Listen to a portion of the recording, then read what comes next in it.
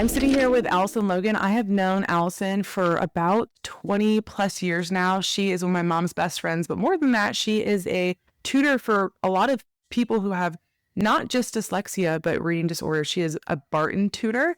We're going to learn about dyslexia and also about what it looked like to homeschool 5 kids, navigating parenting and mothering through divorce and just a lot of shocking changes in her life. She's just an inspirational person in general. She's someone I've learned a lot from. She also did lactation work and helped Flora with lactation and breastfeeding issues. And I'm really excited about getting you today's podcast. So welcome to the Made to Flourish podcast, Allison. Thanks for having me. Yes. The first thing I want to talk about is how you've become a dyslexia or just a reading problems. What'd you call yourself? I consider myself a reading specialist. Okay. Just a tutor, specifically for reading and spelling is my main emphasis. And I love your story because you actually got into being a reading specialist because one of your kids was struggling. Yeah. So tell us about that. Okay, so, I have 5 kids, and I taught all my kids how to read, same curriculum. Great curriculum, no issues, no problems, including my son. He's intellectually handicapped, and he still learned how to read. And then Judah came along, my 5th. And the funny thing is 1 in 5 kids have dyslexia. So I always think I'm the perfect statistic because 1 in 5 of my kids had it. So he just was not getting the rules. He was struggling. No matter how many times I told him, that the E makes the vowel long or whatever, he just was not getting it. And so how many kids had you homeschooled at this point? Well, he was my 5th. He was my last one. So you had done this 4 times. I know. But you were like, why is he not getting it? It was such a struggle. And he was, kindergarten, 1st grade, he was reading a little bit, but just not enough. And the funny thing is that year I was watching Good Morning America, which I never watched TV. I think it must have been spring break. And they had a little blurb about dyslexia. And I kind of paid attention, read about it, heard about it, because obviously at that point I'd been homeschooling for, I think, 15 years. And they said a lot of kids with dyslexia cannot rhyme. And I was like, my gosh, Judah can't rhyme. Oh my gosh, Judah could not rhyme. I would skip over that section in our phonics book because he could not rhyme. He could not do cat, bat, toy, boy, nothing. And sure enough, so I was like, it was definitely a concern. And at the time, my husband took over his reading because I was so frustrated. And he's like, I can do it. Yeah, we didn't get very far. And we lived in North Carolina at the time, and you have to have your kids tested there. Laws are different for homeschooling for each state.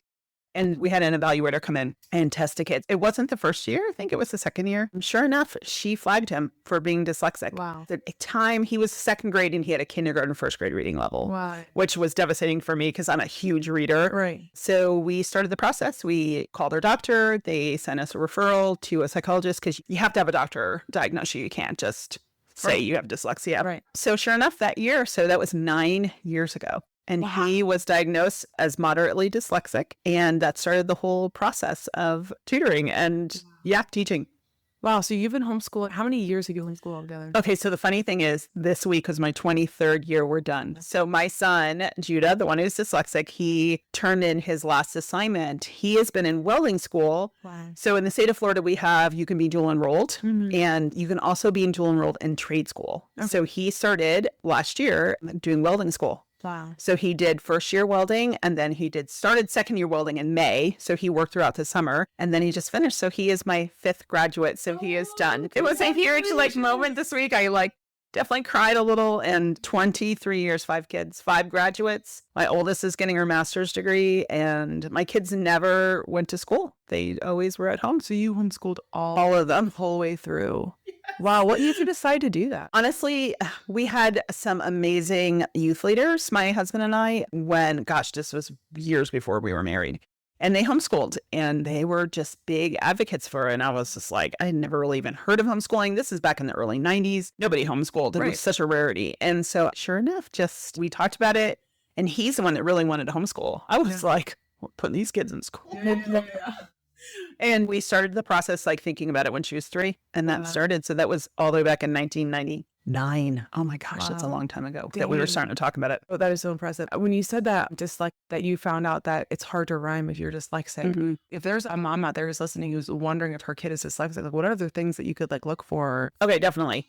So what most people always say is, oh, well, my kid doesn't turn around B's and D's. See, B's and D's are what people always signify that's dyslexic. Really? It's not. Okay. So that's normal. It's actually developmentally normal until age 8. Okay. So if your kid is doing it and they're 6 and they're 7 it's not a big deal, even if they're going into 8. But, and the funny thing is, Judah didn't do that. So he didn't have that like classic sign that he was dyslexic. I'm like, could you have just made this easier? Yeah. So, but that's what most people, but it is a sign. It is a red flag. So the number one question I ask everyone is, who in your family is dyslexic? So it can go back, generations, parents. Okay, you're saying who in your family has dyslexia? How do you let that? Okay, so that's what I was saying, though. You have to be careful because testing has changed. So people were not dyslexic before. They used to call them slow readers. So as we figured it out, because there's nobody in my family, I literally like did the whole Facebook family thing of like, hey, who in our family is dyslexic and all this stuff. We could not figure out anyone in my family. And then we realized my ex-husband, well, now he's my ex-husband, but his dad was a slow reader. Oh. And my mother-in-law said, I bet he probably was dyslexic. And he just took a job. He was a carpenter. He just did a job that you didn't need reading, and he was fine. He could read. He just was a slow reader. And then since then, though, the interesting thing is my son, Judah, he has 2 cousins. I don't think actually they've been diagnosed, but both of them have huge reading issues. Okay. So it is a hereditary thing. So it's down from the mom or dad? Yep. Either or. I can't remember what the statistic is, but it's very high. Like if your parent is dyslexic, it's so high that you will have it. Okay. Yeah. So that's the first question I asked. So if a child has a dad that's dyslexic or a grandfather or an uncle, and they're switching D's around, then that is a huge red flag of like, okay, that is developmentally normal. But because you have that in your family, then it raises. That's funny. I was just talking to my dad about that last night because my dad considers himself like dyslexic, and I air quote it because like he never got tested for anything. Mm-hmm. And my dad's really intelligent, you know that. And he reads like crazy. He reads like literally multiple books a week. I know. Speed okay, reader. so just so you know, I caught your dad one time walking down the road reading while he was walking. He was speed walking. I was walking with a friend, and he had this little book, and he was like, and I was like, he can't go without a book. I couldn't believe it. I'm like, how did you not trip and kill yourself? Okay. This was years ago, but it's so funny. No, he's an avid reader. My dad always says like, don't forget that he's like dyslexic, air quote. And it's funny because when I was in school, I just knew that like I didn't learn necessarily the same way other people learn. Mm-hmm. I knew that like spelling was always a really big struggle for me.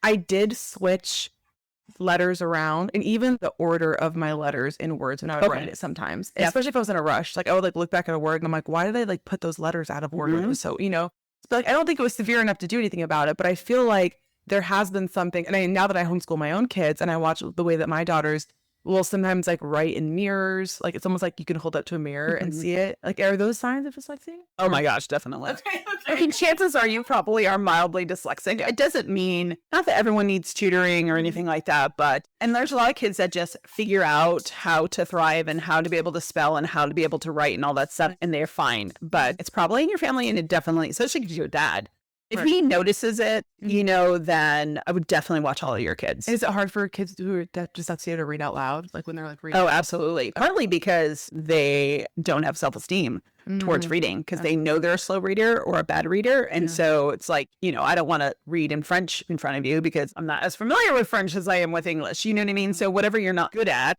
you don't want to do.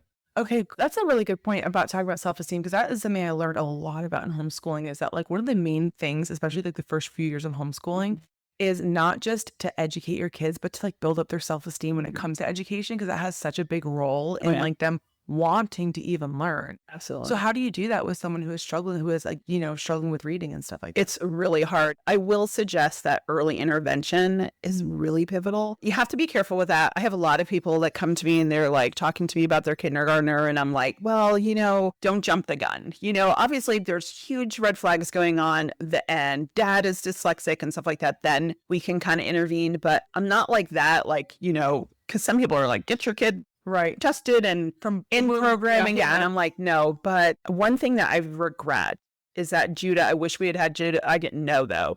Judah tested about a year earlier because by time he was at the end of second grade, he said he was stupid. Oh yeah. Because he already noticed that he couldn't read like other people. So I definitely feel like watch your kids, know what's going on. Even if your kids go to public school. Mm-hmm.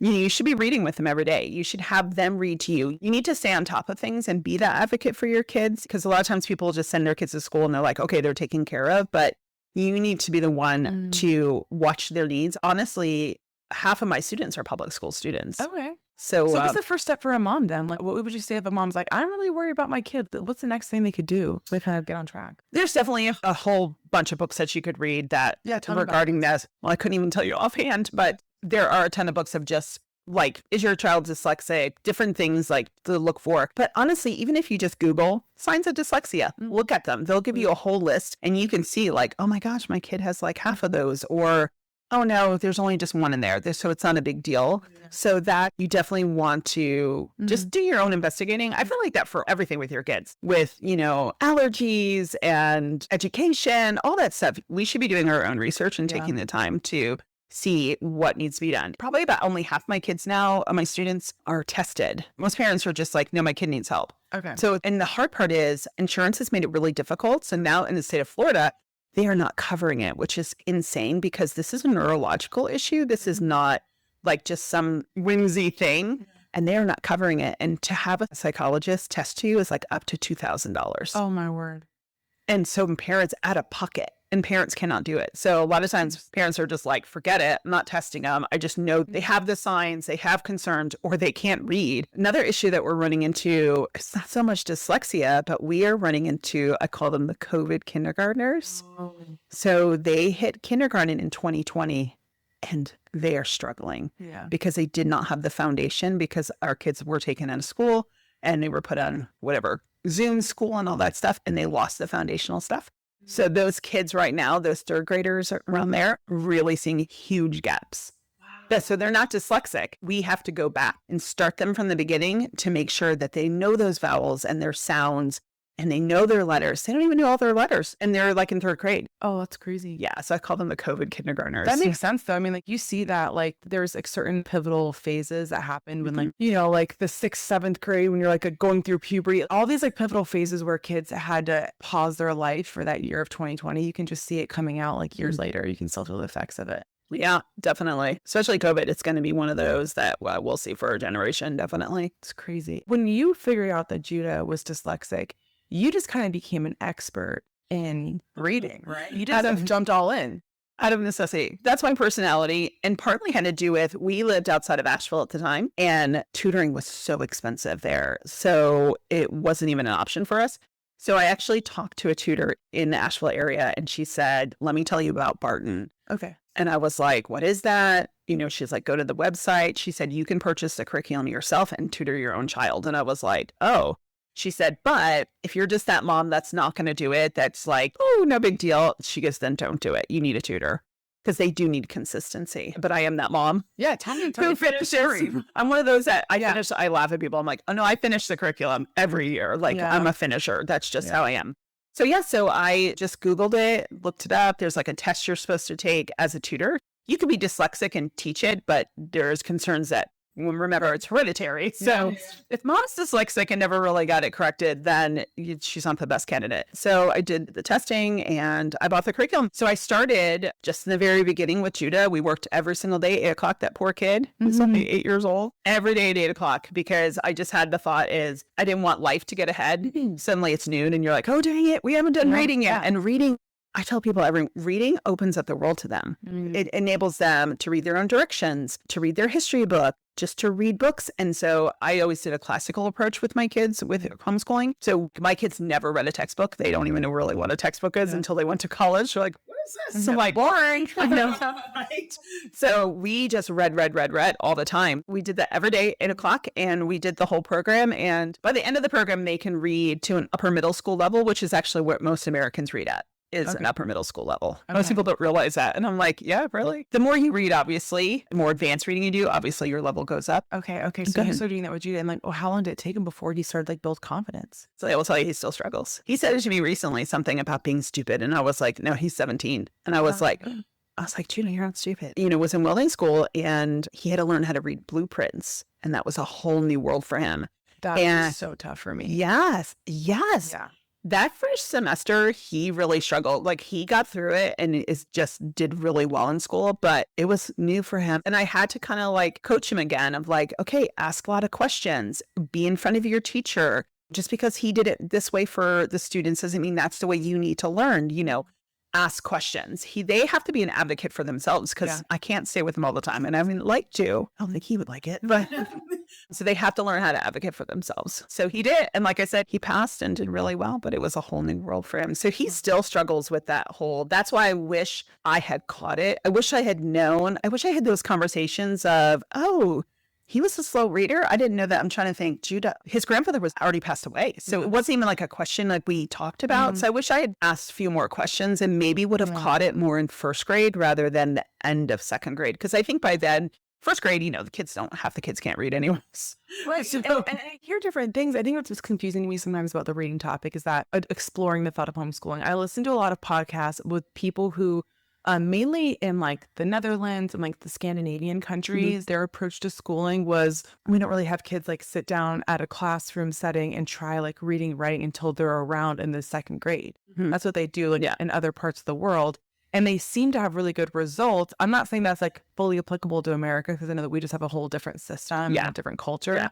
But like, I didn't really push, I guess, I got those Bob books for my kids, those like simple ones. Yeah. And so I started that when they were probably 5 or 6 years old, but I really didn't want to push until the second grade to really like, what was your advice, Speed, about that? Honestly, I probably am a big believer in have a really strong phonics program for your kid in kindergarten. Okay. Yeah. What's a good phonics program that you like? Well, we always used Becca. Honestly, I liked it. It did great with my kids. But now that I look back at it, I'm like, they only gave you 1 day for introduction of a vowel. That was like, I didn't even realize. Yeah. I love all about reading. All about reading. All about reading. That would probably, if I was going to homeschool my kids again, that's probably what I would use. Good to know. Yes, I think it's one of the best. And it actually mirrors very similar Orton Gillingham style, which Barton is an Orton Gillingham style of teaching for dyslexic kids. So it kind of mirrors that. So I definitely like that. I just feel like in kindergarten, it doesn't have to be pushed because, I grew up in New York. To pass kindergarten, you just needed to know your letters and your sounds. You didn't have to read. They have pushed these kids, I will say, especially in elementary school, like you have to be reading pretty well at the end of kindergarten to pass. That's crazy. Oh, they have done it. One of my best friends, my best friend is like, she was a kindergarten teacher for 15 years and I watched it and she was like. It just sounds really stressful because some kids are just developmentally ready, especially boys. They're not. Exactly. So that's what I'm saying when a strong phonics program to me. So at the end of kindergarten, they should to me know all their letters, all their sounds. Okay. Like, so it doesn't mean they have to be reading, but they should know those. You know what? It's kind of funny because my last minivan, which has fully died, had a little DVD player and I would get ABC Monsters. Okay. Have you heard of ABC Monsters? No. Well, it was just like a dumb cartoon. It was all about the ABCs. And so like the whole show was just about like the different sounds and you'd go on these like mystery hunts to find like the letter N. It just had all these like, repetitive sounds in it. But Theo at 3 years old knew that every letter and every sound from watching the ABC Monsters. Whatever it takes. But I wasn't even trying. It just like, I didn't want them to just like watch cartoons all day. So I'd go to the library and I'd just grab educational DVDs. And then I got the word, like, a leapfrog one. And I watched how my kids were able to pick up on things. And I was like, well, thank God, because I'm not really going to sit down with my 3-year-old to teach him those letters and sounds. But like, he picked it up through a DVD. But I'm like looking at Theo now, he's going to start kindergarten next year. And I'm trying to figure out, like, I know, isn't that crazy? Isn't that insane? It was just 4. I know. He turned 5 in May. So, I mean, yeah. Oh my gosh. Such a big boy now. And he's like eager to learn because he has his sisters who are learning. So yeah. Well, I always tell people the only letters and sounds I actually taught my kids was to my oldest. Yeah. The rest of them just picked it up. I always had educational stuff. We were not big TV watchers. Still not a big TV watcher. We just didn't have it on all the time. So my kids, there was always like fun stuff to do. And my oldest is almost 5 years older than my second. So by time, and then I had number 2, 3, 4, 5 really fast. Yes. Like when Judah was born, my youngest, I had 4 kids under the age of 5. I don't even know what I was thinking. Like, what the heck? So there was always somebody schooling. They never remember anyone not schooling because Bryn was already in kindergarten by the time Caleb was sitting up in a high chair. Yeah. So my kids were always used to that school environment, being in the house. Like we were always learning. We were always teaching. We were always going on field trips. They know nothing different. So we always left that where, we had the little, what do you call it? Placemats where they could write on there. So the letters would be on there and, they had their little box where they had their school stuff. It wasn't, it was like a workbook. And then I always did puzzles. And so to me, if you make the environment for them to learn, and then the older kids will teach the younger kids, you can't stop it. It just happens. Now, it wasn't like their job. They just do it naturally. Yeah. So, So by the time kindergarten. Kids are natural teachers. It's exactly funny to watch that happen. Like with my kids, I'm like, I just see I'm like, oh, it's like in your nature to want to like replicate this. Exactly. Yeah, so I taught Bryn, obviously my oldest, her letters and sounds and stuff. And then after that, they all just kind of landed. Yeah. So crazy. But some other, I made a list because difficulty memorizing, huge. That's why a lot of times kids get caught around 3rd grade because that's when they're supposed to be doing multiplication tables and they cannot memorize because multiplication is simply memorization. I'm like, there's really no way around it. You just have to memorize the times tables. And they struggle with that. Directionally challenged, right, left. Oh my goodness. If you could tell, so I work on Zoom with my kids. I work with kids all over the country. And you come okay, the hand that's closest to your door. Oh, okay. Because they cannot tell you what right or left is. So yeah, directionally challenged. They also could struggle with clocks. Telling time, bad spelling, obviously, bad spelling. Diagnosing you right now. This is so I'm going to start tutoring you. Oh, crap. Cannot hear sounds. I actually do a program that's below Barton. It's called Foundation in Sounds. And it's for those kids who literally cannot, say cat, and they will drop a C, they'll drop a T. They cannot. So, yep, can't hear sounds. ADHD. Hand in hand with dyslexia. Statistically, it's 50%. Tutors will probably tell you it's 80%. Yeah. I mean, every one of my students. Some of my parents were like, I don't know if you can handle my kid. He has ADHD. I'm like, yeah. Welcome to my world. I know. I'm like, if they're not spinning in their chair, I don't really know what to do. I'm the ones that are super quiet, I'm always like, wow, shouldn't we do something else? I've had kids the craziest stuff, leave, spinning, feet up in the thing. Yeah. I had one the other day. It was so horrible.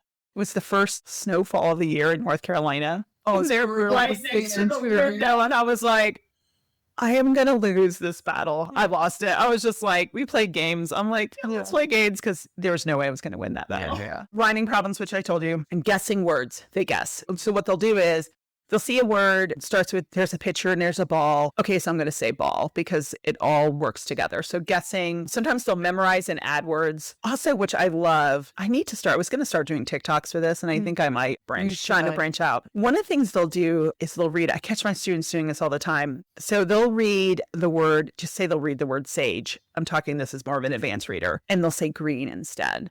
They will switch words that match. And you're like, where'd you get that from? And honestly, so when they read to me, I have to watch the words because they will say words that match perfectly that I would never notice the difference. Right. And you're like, hold on. Exactly. So that is one that happens a lot. Comprehension issues, obviously, because they're decoding. If their decoding is so bad, the words, by the time they get to the end of the sentence, they can't even remember what they read. That's a huge issue. Forgets letters. Drops letters, add letters. Oh my goodness. It's well, I don't see an R in that word and you keep on saying R. Oh, okay. So go back and say those sounds for me, don't guess, or they'll just try to do it quickly. I told you P, B, D, confusion, any of those letters. And obviously slow reading because, but one thing I wanted to say too, though, I love this. I was looking this up is strengths of dyslexic kids. Yeah, let's hear. Because I feel like, I don't want it to sound like, okay, these are they're the problem kids. What's wrong with you? Exactly. I always try to tell them there's nothing wrong with you.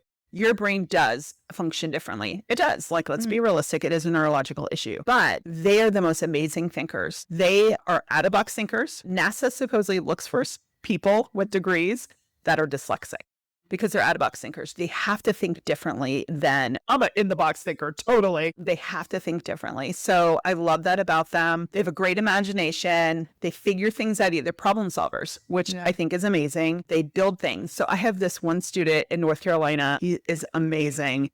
His parents have a farm. I see him all the time because their parents are YouTubers. So I watch their YouTube channel and oh my gosh, I'm always like, did you build that? I'll say something like he built a water wheel in the river. Oh, it's amazing. With a motor. And I was like, I said to him, I'm like, I can't even build a shelf with directions. So I have the lamp over there in my corner and I built that. It was an IKEA lamp. It took it was not hard. I was like, you're so proud. I was so proud. I was like, Jonah, I built a lamp. And he was like, okay, you're slow. He's a problem solver. He thinks totally different. He builds stuff in his are they hands-on? Yes, definitely. Yeah. Definitely. They can retell stories really well because a lot of them are auditory learners. So that's why auditory books, huge. I tell parents, you should be doing auditory books all the time. We do a lot of audiobooks. Yeah. Hoopla is the Oh, yeah, Hoopla. Best thing ever. I tell people all the time, that's free. You don't have to pay for this stuff. And it's amazing. Yeah. We're finishing all the Little House on the Prairie books right now. We just got into the last 4-year books. I love that. And then they put Little House on the Prairie on Prime years ago. And my kids, my kids were older. Esther was probably 15. Wow. And they all watched all of them, including the boys, watched the entire series from beginning to end. And I was like, that was the best ever. But I tell the kids too, Albert Einstein was dyslexic. Wow. Steven Spielberg, like one of the best directors ever, and dyslexic. So we were having a discussion years ago at the dining room table, and my kids were talking about Elon Musk, you know, because he's the man of like, you know, obviously all the stuff.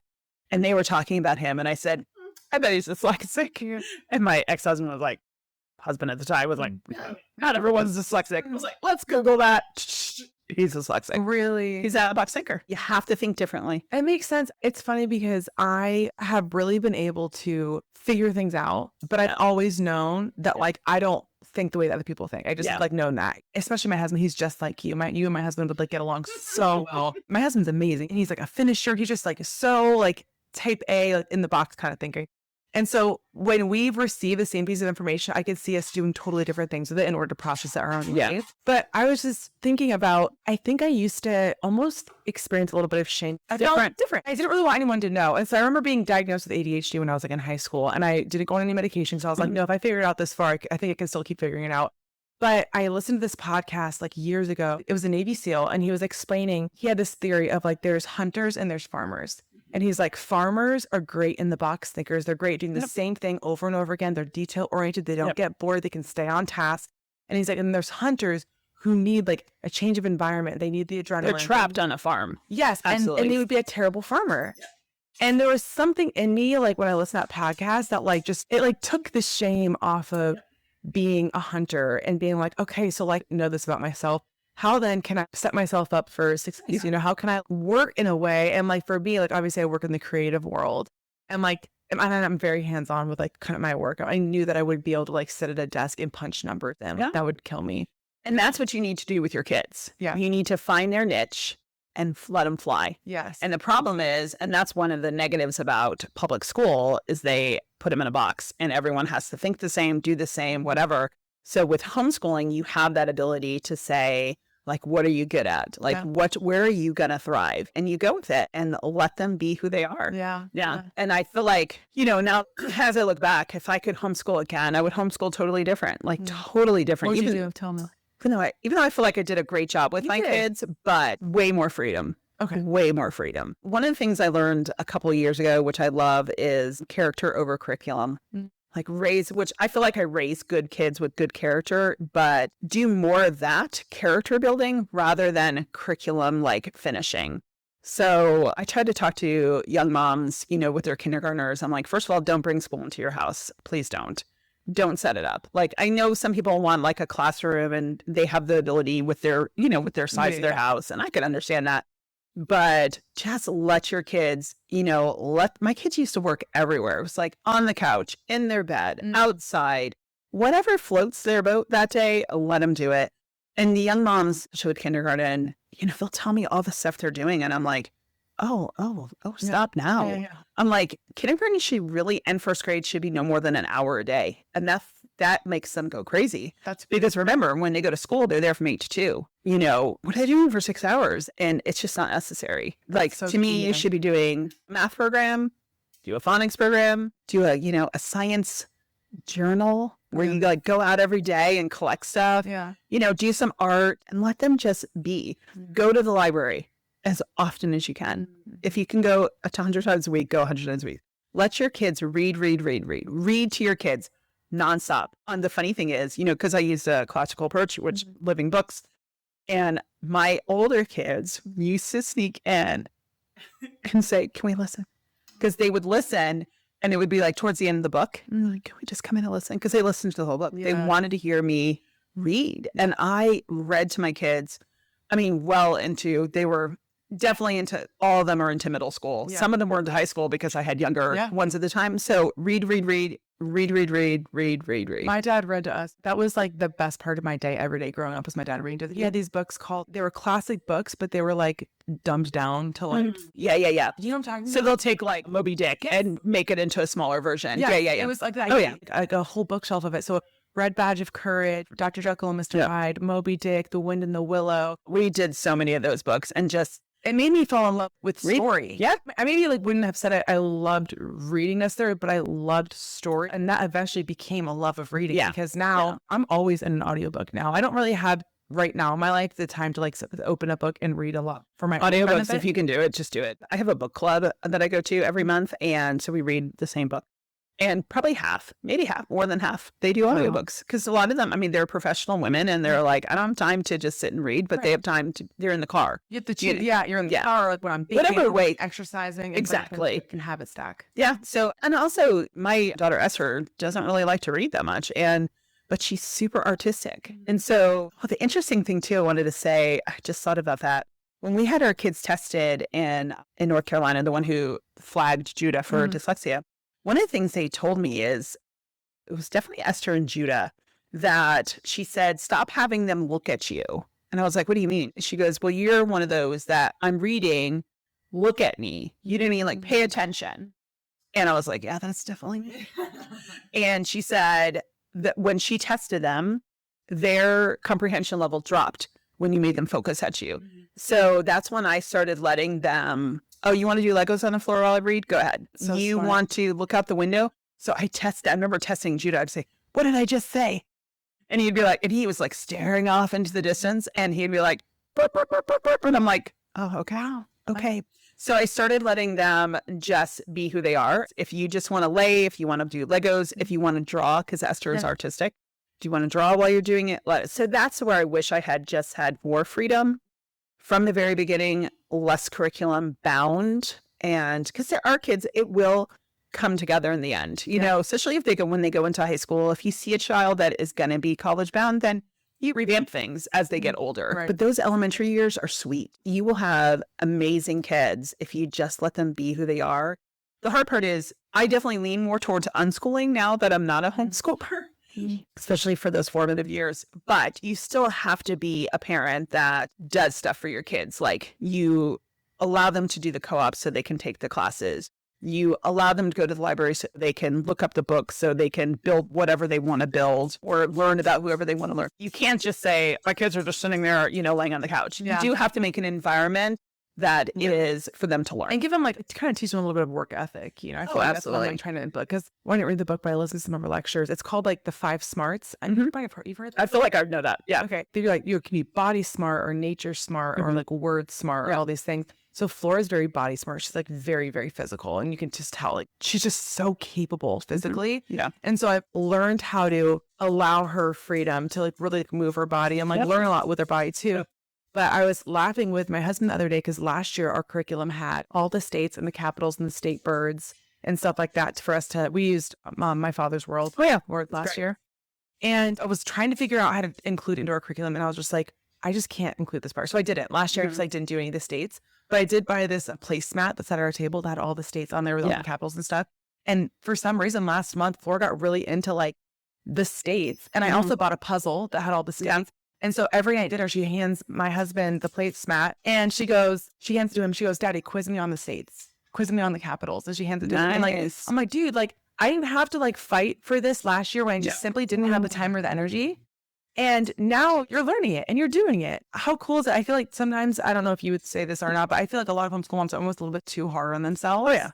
And you push things that they're not ready for, not interested in. And there's just some things that your kids will never really be interested in, and that's okay. Yeah. And especially boys and girls, totally different. Yeah. My one son was like, had such a building mind, engineer mind, totally different. Judah was hands-on and he's a welder now. Yeah. Like, so the funny thing is that when he finished kindergarten, I remember saying to his dad, yeah, we probably could have waited another year. I mean, and he was a solid at that, you know, he was almost 5.5 when we started kindergarten. So it wasn't like he was young. And then I remember at the end of first grade, I was like, yeah, we could have waited another year because he is definitely a hands-on kid. So even though I made them read, I did make my kids. I used to actually do, in exchange for an hour of screen time, we did an hour of reading every day. Okay. So it actually gave me, so that's a nice hint for you moms. That's actually a really good tool. And it was every day at the same time. So just say it was like 1 to 3, 1 hour first of reading, then an hour of screen time. We never changed it. So if we were out that time, then we just didn't do it that day. But it gave me 2 hours of free time. So I got to, I'm not saying like I went to nap, but I've worked over the years different times. So I would work. I would clean, I would do laundry, you do lesson plans because they'll give you 2 full hours. And then if you have babies, they can nap. So I used to have a baby nap. I would have kids reading, then they would switch the screen time. They ignore you for 2 hours, which you need that time, especially if you have a big family. So it just enables you for everyone to be in their place.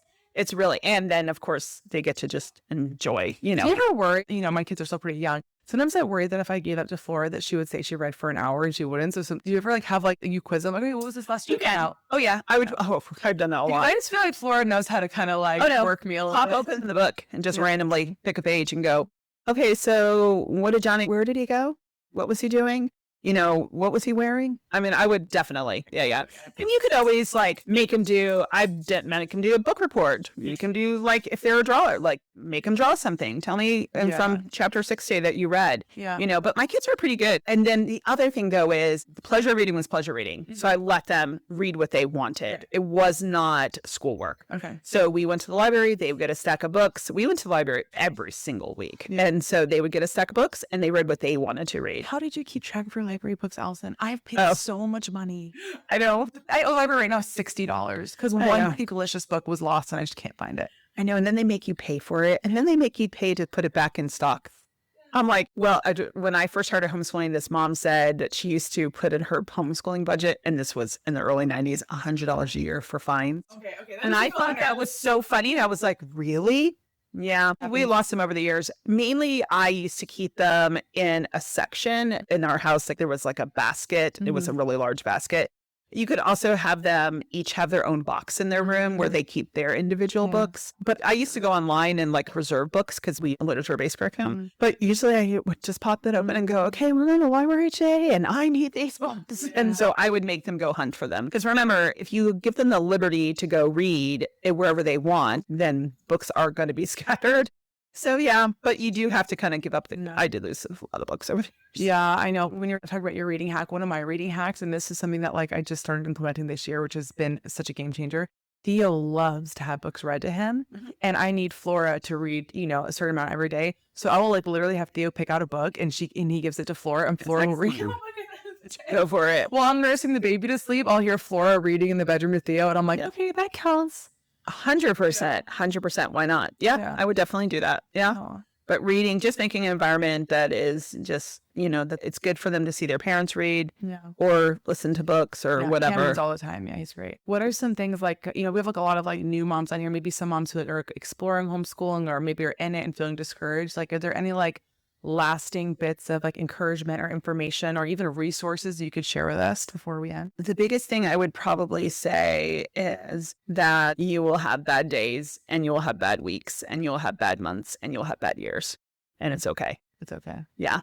And I had a friend in North Carolina whose daughter was diagnosed with brain cancer and she didn't school them for a whole year. They had to move to Memphis to be at St. Jude. She was in chemo for months and months and months. And they were in a place that they lived in a house that wasn't theirs. And she has amazing kids that are in college right now. And they're so super smart.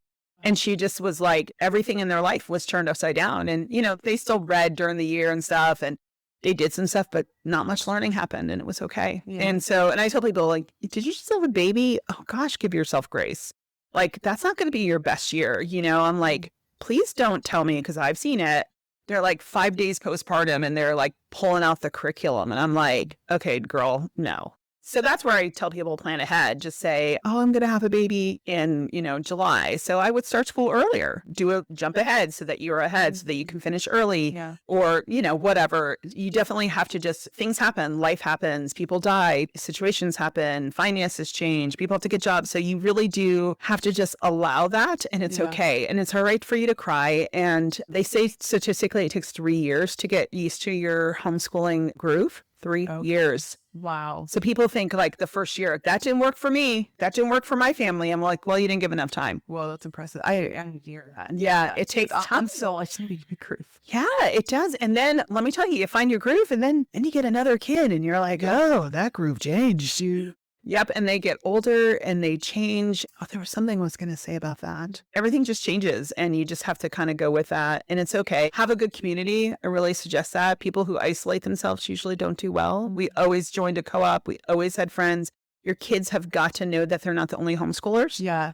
That's huge. If they feel like they're isolated, they're going to hate it. They're going to hate it, hate it, hate it. I'm probably pretty sure my girls are probably going to homeschool. We'll see. Obviously, my boys will, you know, they'll tell you now they'll never homeschool, but I'm like, we'll just see. Wait till you have those babies. Yeah, that's right. If you ever asked me, I would have said I would never. I remember asking your mom that, and you were like, she was like, no, she won't homeschool. Oh, yeah. Yeah. My parents, they're both like, we can't believe like the directions that you've taken in life. I never want to have kids, much less homeschool. I remember that. Isn't it funny? I feel like if you just allow God to just lead your life, he changes you and you become a person that you never, ever expected. I feel like that 100% about my own life, but you have to be open for change. Humble. And like, I remember I was talking to a woman, she reminds me a lot of you. She homeschooled her kid all the way through, which is amazing. And she said, this is the number one thing that literally changed everything for me with homeschooling. She said, statistically speaking, your children, in order to have long-lasting family bonds, do not need quality time with each other as much as they need quantity time with each other. And she's like, if you want your kids to stay close with each other in a relationship for the long term, have them be around each other. In the public school, or just the school system in general, not just public school, you can still have close family ties if your kids are in school. I'm not trying to scare anyone, but there is so much time spent away with sports and with tutoring and with schooling. It's not conducive to if you have that feeling of your family and that togetherness, 100% on that. I tell my kids, I still tell them, your siblings are going to be your best friends. And for your life. Like my brothers, and we weren't even homeschooled. Like I talk to my brothers every week, like usually multiple times a week. Honestly, right now, if my brother walked in my house, I wouldn't even like think twice. Like he will walk in my house. I will walk in his house. I know his code. He knows my code. Like we just have that. And just the other day, or Thanksgiving, Esther and Judah were making something and they had William in Iowa FaceTimed in and they sat there for an hour talking and messing with me. Like they always like to say things to see how I respond. Yes, that's worth gold to me. They were together all the time. They were the four of them were so close in age. They were all 2 years apart. So they really just have that togetherness, but you have to build that. That doesn't, it doesn't come naturally. No, you think it does? No. You know, it doesn't mean like everyone will always get along and all that stuff, but I really feel like we definitely built that togetherness. The thing I was thinking about too, which this is not popular, and it's probably what you don't do, but I still suggest for people to take their summers off. Oh, okay. Yeah. Year-round homeschooling will burn you out. Okay. They will burn the mom out, not so much the kids. Yeah. Even if you just take 6 weeks off. Okay. Take a chunk of time off. So a friend of mine, she passed away 2 years ago, and she homeschooled 8 kids. And I remember she told me in the very beginning, she said, the summertime is for you to clean your closets. And I was like, what the heck does that mean? I didn't really get it. I think it was like 23, 24 at the time. And she was right. It's the time that I like clean my house. Wow. Like, because you can't really clean your house. I mean, you can. You're like, we maintain the house. But it was nighttime that I just went through my house and I cleaned out my closets and my linen closets. And I took a vacation and I sat in the sun with my kids. And you need a chunk of rest. Because if you're looking for the long haul of, I'm going to do this until my kids are in high school, which some people are like, we take it year by year. That's great too. But take rest and just have a time. And I, made a list of stuff that I wanted to do, like stuff that you never get to paint that bedroom in the middle of a school year. I mean, you're lucky if you're like, I got dressed today. Yeah. So you'll burn yourself out. Yeah, and your kids, I'm sure. And they need to have something to look forward to, right? They do. And I had a lot of friends that would take an early summer. They would start like in March, April, when the weather was really nice. And especially in Florida, by August, nobody wants to be anywhere unless you're in water. And even then, the water's so hot, it doesn't matter.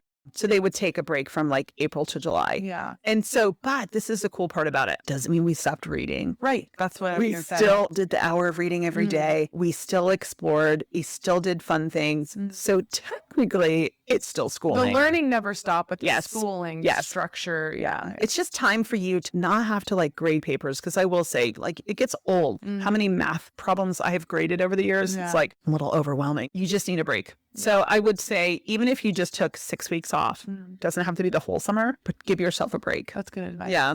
And now that I'm done, I'm so thankful. I did it every year. I just took the summer off. My kids, especially as they get older, it's a little bit easier when they're younger, but their friends are off. Like the neighborhood kids are off. They should be building relationships, learning from other kids, hanging out with other kids. And if they're always like, I got to do math, I got to do this. And it's all right to just stop in the middle and say, okay, we didn't finish 3rd grade math this year. Yeah. Okay. Well, guess what? Third grade will be there next year. Yes. And so just stop. That's my motto in homeschooling. Yeah. We'll have to get to that later. Exactly. Just stop. It doesn't go anywhere. There's so much more that, like I said, character over curriculum. My thought was always like, I want my kids' hearts, not for them to go to Harvard and, be a brainiac. That was not my goal. Now, do I have smart kids? Yeah.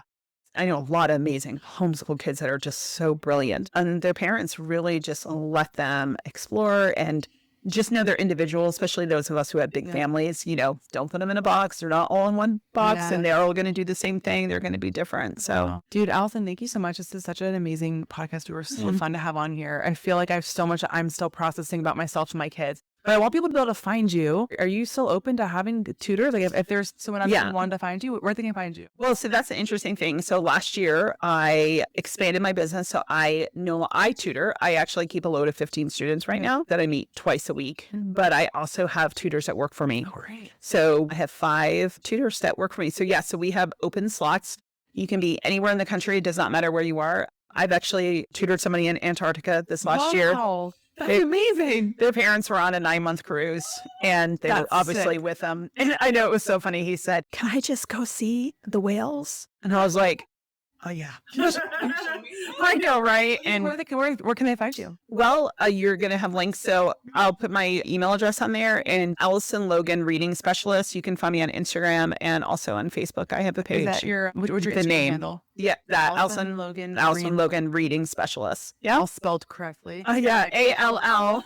So I know I was telling my students, I'm like, if you only knew how much I have words going on in my head all the time, and I spell things all the time. Like even in the middle of the night, I'll wake up and go, "What is that word doing?" Gosh, that was so funny. Yeah, it was like you're a teacher through and through. Like you just can't help it. It's not funny. My pastor told me that recently because I teach Bible studies now, and he was like, "You're a teacher," and I was like, "It's your gifting." I was like, "Oh, I never know. I've been doing this forever, and I didn't even know." So yeah, oh, thank you so much for being So definitely look me up if you have, and even if you just have questions. Like I'm not always like seeking out people to tutor, and that I am a big believer in educating, building them up, sending them in the right direction. I would love to see your TikTok. So when you're saying, I'm like, ooh, we need dyslexia or reading specialists on TikTok for sure. Moms will eat that up. Like we're saving that stuff and sending it to each other. And I know that's people ask me all the time. They're like, "Oh, where's your website?" And I'm like, "I don't even have a website. People don't have websites anymore. Social media, that's where I do all of my advertising and everything because that's where everyone is." So I love that. Thank you so much for being on here. I love you. Thanks so much.